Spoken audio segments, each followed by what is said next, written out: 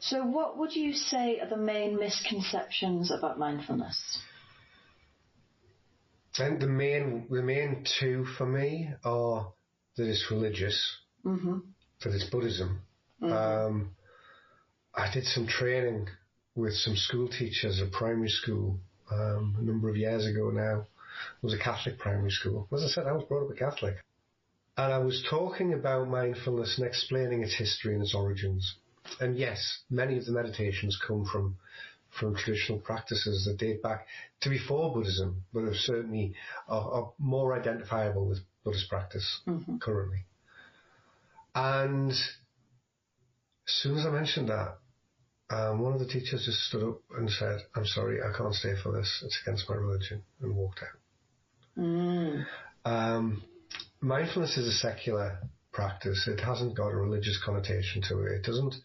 It doesn't have a whole set of religious principles to underpin it, or to some extent the attitudes are about living life in a positive way that doesn't harm others. But it's not religious. It's just about a way of responding to what goes on in your life.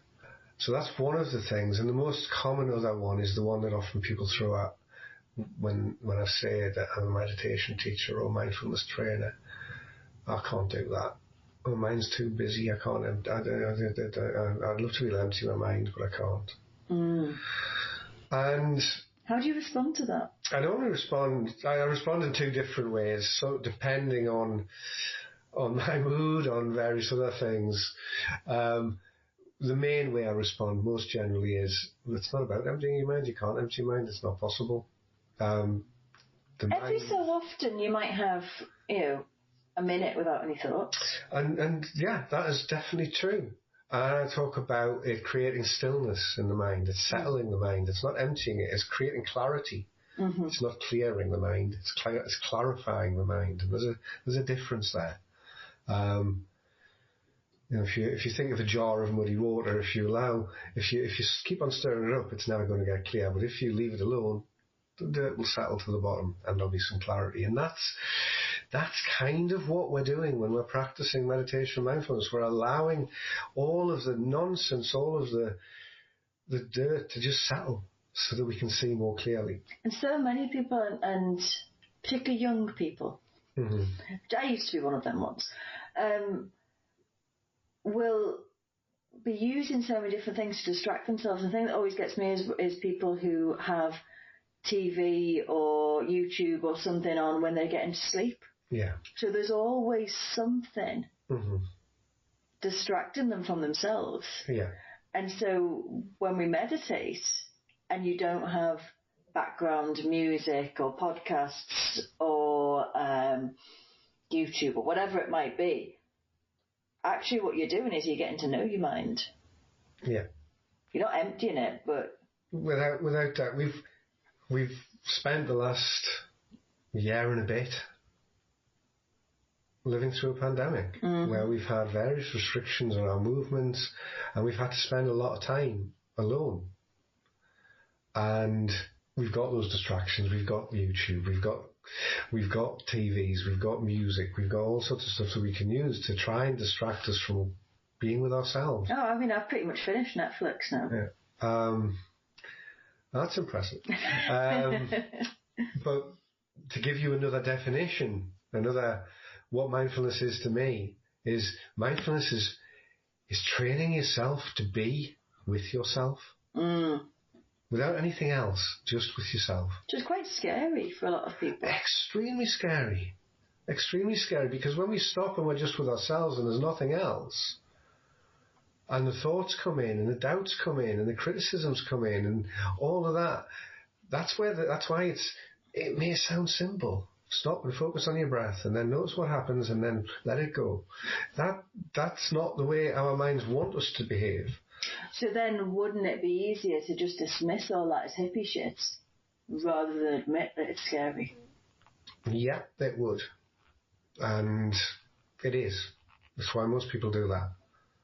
Most people will just instead, or they'll, one of the common things that people often say to me is, gardening's my my mindfulness, or running's my mindfulness, or golf is my mindfulness, or walking the dog is my mindfulness. And all those things may be very, very calming because they bring some stillness, they bring some focus, they bring what psychologists call flow, they bring a focused attention on what you're doing in the present moment. Yeah. What they're not bringing in is how to deal with stuff when it interferes in that. How it interferes. And, golf is a kind of a good example. It was one of the starting points of the whole business coaching world came from a book that was written about golf. They're called The Inner Game. And how golf isn't about how well you hit the ball. It's about what goes on in your head. Mm-hmm. And when you have a doubt before you hit the ball, that creates a tension. And you're not going to hit as effectively. So the best golfers have psychologists coaching them as well as people coaching them in their physical technique. It's the psychological techniques. And mindfulness is a psychological technique, ultimately. It's a psychological technique to manage your life, to manage being with yourself, to manage dealing with all of those things that happen. And you can't get rid of that. You can't get rid of your thoughts. You can't get rid of your emotions, and they're there for a reason. Doesn't mean they're real. It doesn't mean they're true. It doesn't mean you have to do anything with them. I've got a mobile phone like most people. I said that as an announcement. Maybe 20 years ago that would have been impressive, but it's not so much now. No. And it pings a lot of the time.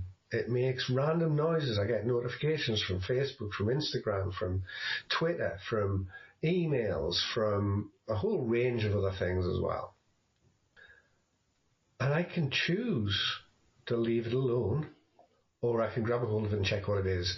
And if it's a Facebook message from an old friend, I can respond to it, or I can not respond to it till later.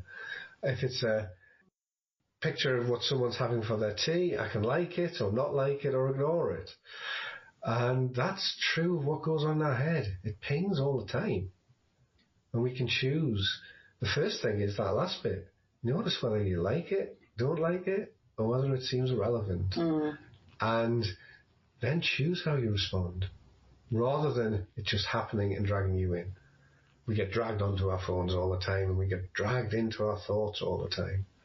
And it's accepting that that's how the mind works. It's not trying to stop it happening, because what I can guarantee is if your mind was perfect, was totally empty, it wouldn't take long before that would become very, very scary. Yeah.